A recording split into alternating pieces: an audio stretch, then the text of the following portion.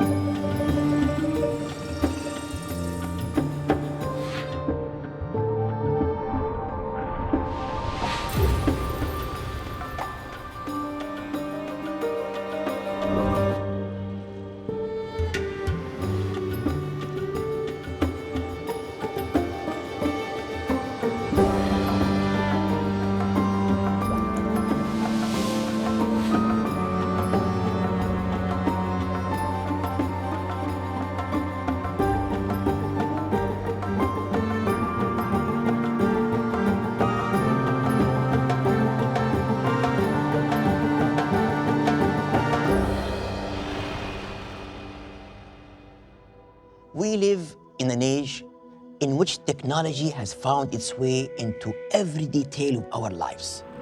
It has connected our world and helped us achieve many things once thought impossible. However, its misuse has reduced our physical activity. Many of us ignore the grave risks our lack of exercise imposes on our bodies. Exercise is a form of physical activity that is structured, repetitive, and performed with the goal of improving fitness and health. The World Health Organization, the American College of Sports Medicine, and the Centers for Disease Control all agree that for a physical exercise to benefit our health, it must be of moderate intensity, last for 30 minutes, and be performed 5 times a week, which includes brisk walking, light swimming, or moderate cycling, as well as high-intensity exercise like jogging or playing sports, performed for 20 minutes 3 times a week. The American College of Sports Medicine also encourages us to perform resistance training, such as weightlifting, a minimum of twice a week. This should include at least 8 exercises using 10 repetitions per exercise.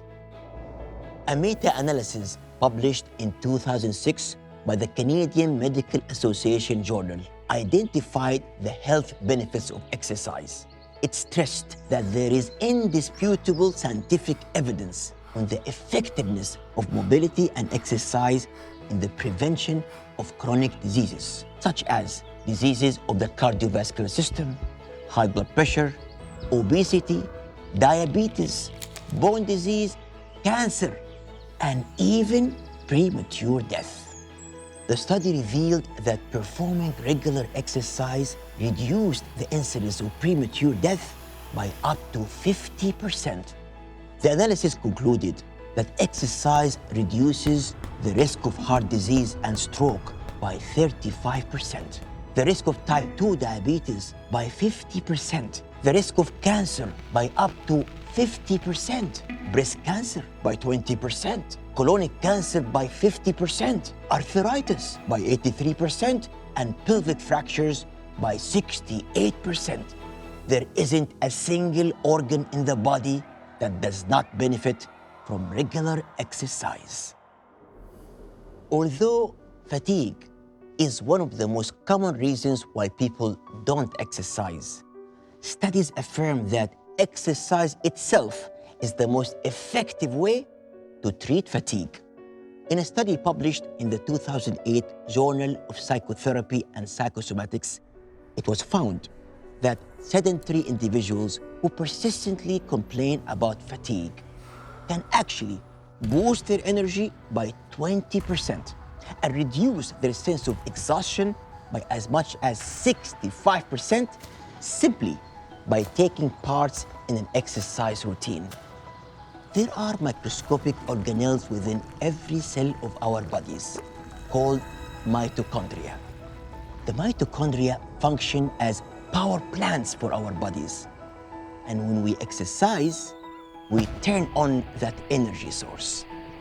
In a 2011 study published in the Periodical of Mental Health and Physical Activity, 2,600 men and women were monitored. It was found that performing 150 minutes of moderate to high intensity exercise each week can improve the quality of sleep by 65%. Participants also stated that they felt less drowsy and fatigued during the day.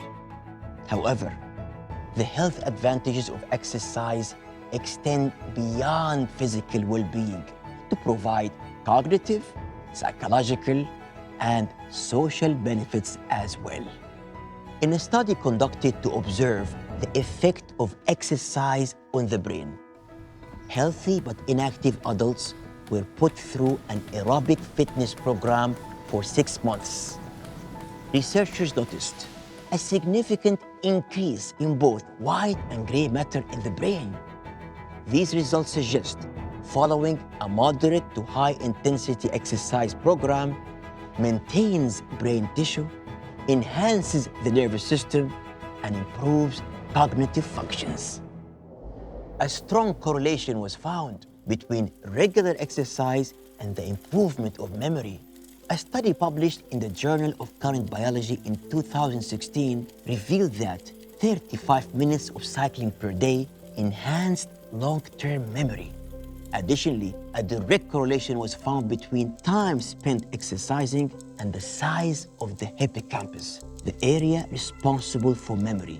So in truth, regular exercise protects us against the brain's natural deterioration that occurs with age.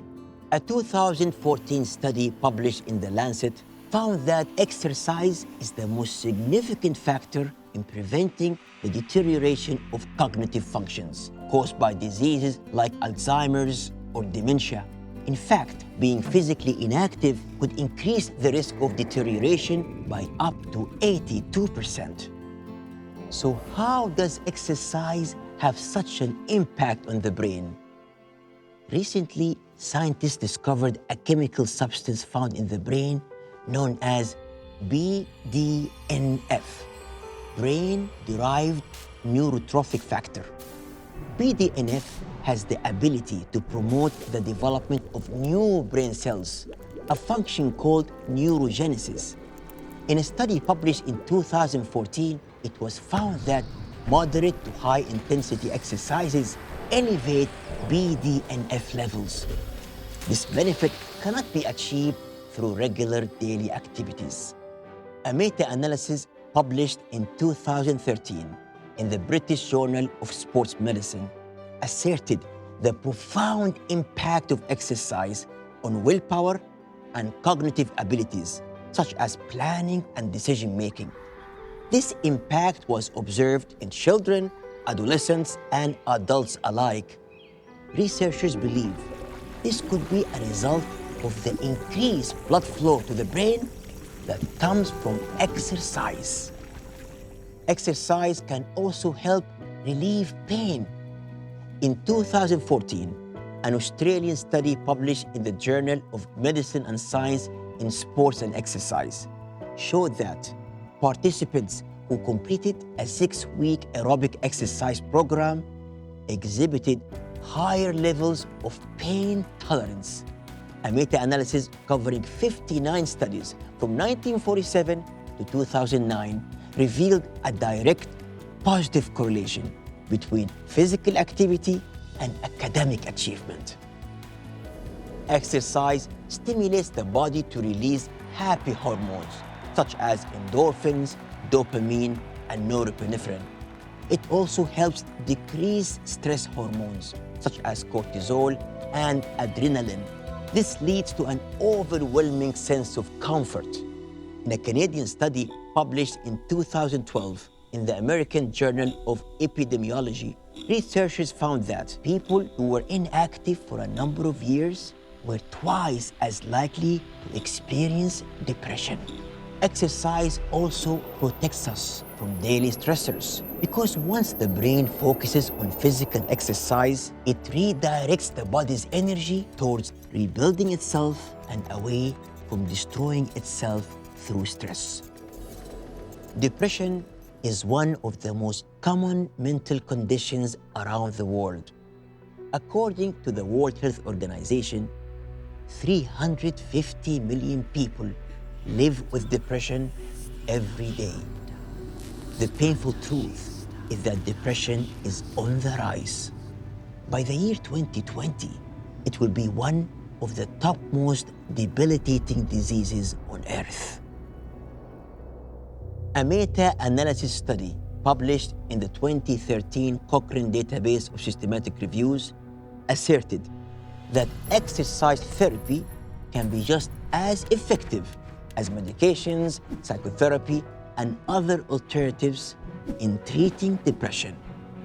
Another study published in 2014 found that a harmful substance accumulates in the blood during times of stress and eventually travels to the brain.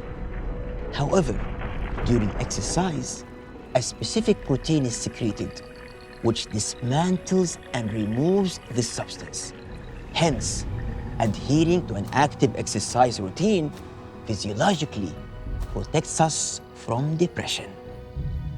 If exercise were a pill prescribed by a doctor, this pill would be more effective than any other medicine or treatment on earth. So why don't you take it? The Prophet says a strong believer is better and dearer to God than a weak one.